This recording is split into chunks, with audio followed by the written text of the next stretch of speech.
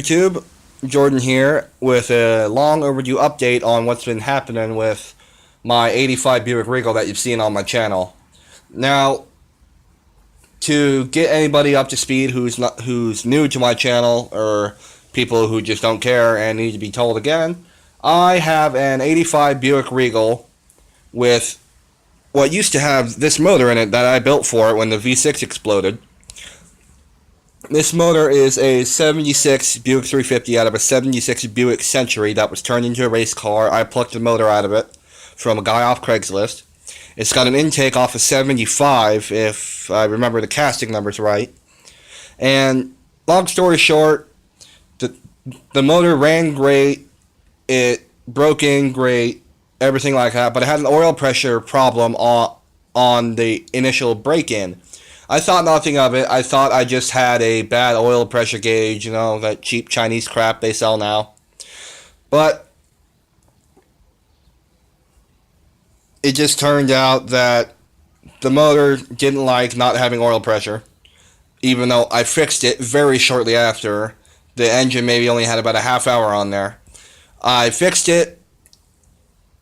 The motor seemed perfectly fine for the about 5,600, that's 5,600 miles I drove the car. I did drive it pretty hard because that's what I built it to do, and it took every bit of it. It didn't give a damn. But ultimately, that no oil pressure on break-in screwed the pooch, and it took out the front cam bearing and sent that metal all throughout the motor and ruined all the bearings on the bottom end. What it eventually ended up doing, let me see if I can pull it out here. It's it. There it is. This is the number 7 connecting rod that I pulled out. I had the motor board 30 over. I don't know how well you can see that part number, but it's 657P. They're KB Keith Black Silverlight pistons. I bought off Summit for like $230.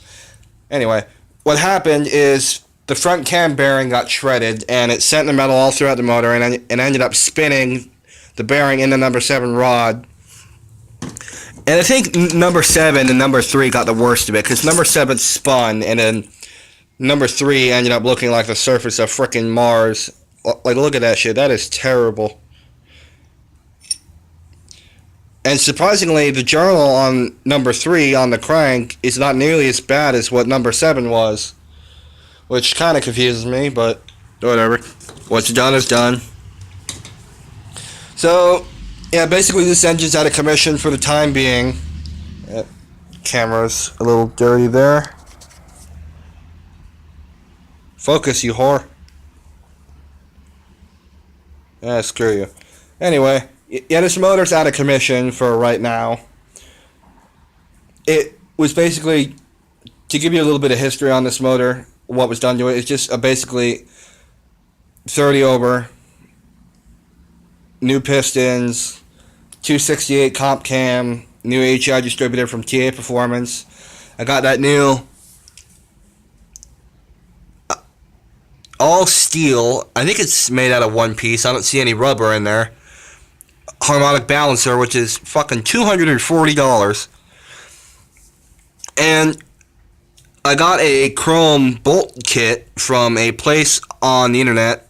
I think they're based in Florida, called Alloy Bolts with a Z. ALLOYBOLTZ. And I got their whole bolt kit for like $150. It came with intake bolts, distributor hold down, water pump and timing cover bolts, fuel pump bolts, the whole shebang. And they're pretty good.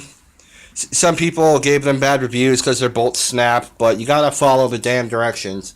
They're stainless steel, these ones, so you can't torque them down dry. You have to have anti-seize, and you have to follow the directions they come with. And if you do that, you'll be fine. I've never broken a bolt off this motor, ever, with stainless steel bolts. And, yeah, like I said, this motor's out of commission for right now, but I was doing a little looking on the V8 Buick forum. It's a wonderful forum. There's plenty of knowledge on there, plenty of knowledgeable people, and I found this beauty. Yep, for those of you who know about Buicks and you've seen the red valve covers, you're like, oh, what's this? And then if I zoom in really close right here, yep, see those two letters right there to the left? Yeah. This is a 1970 GS350, which was the high out. It wasn't V. It was the high output Buick small block back in the 70s. This particular motor is the highest horsepower small block Buick ever made, to my recollection.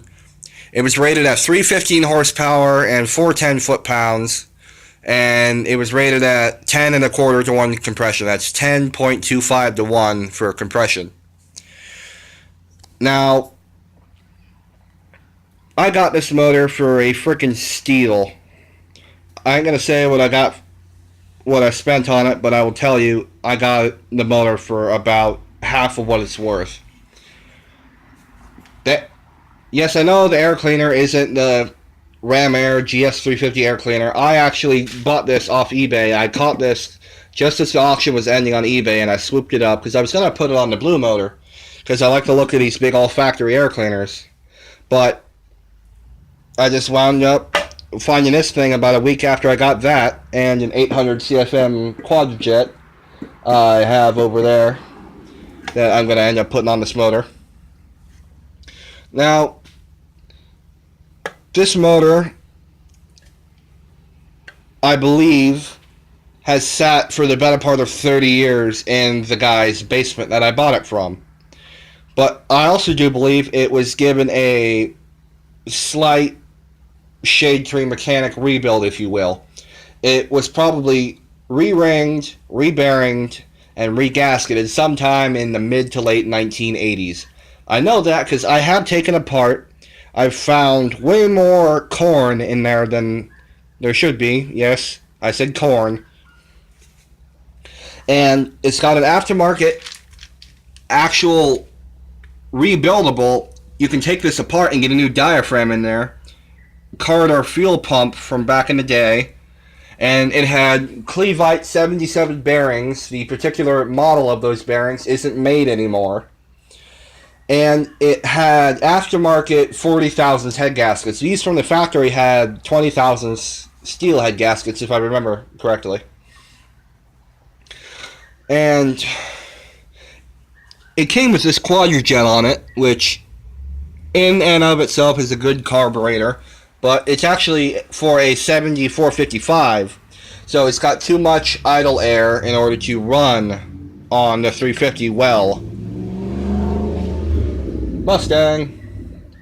The neighbor's got like a 2013 GT500 or something funky like that.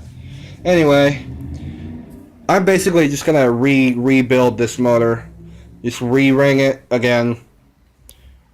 Re-bearing, re-gasket, put a TA 284 cam in it, some new valve springs, lots of valves, and just do it as cheaply as I can. And cheap, and the word cheap in Buick is kind of a freaking oxymoron at this point, with TA Performance basically having a monopoly on the Buick market. But I digress. Yeah, all in all, this motor's pretty complete. I picked it up for a damn nice price. Oh, and I will tell you something. These throttle cable brackets are make, model, year, and engine specific. This one is for a 74, I guess, a 68 to 74 Buick 350 with a 4-barrel. The 2-barrel brackets, I believe, are an inch backwards, if I'm not mistaken, either backwards or forwards.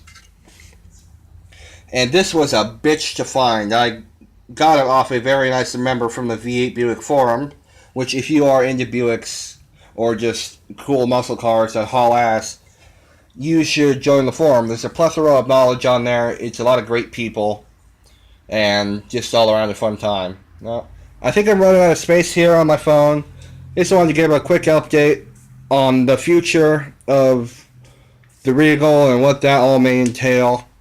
I'm going to leave you off here now. with looking at this pretty, ultra rare piece of American muscle car history.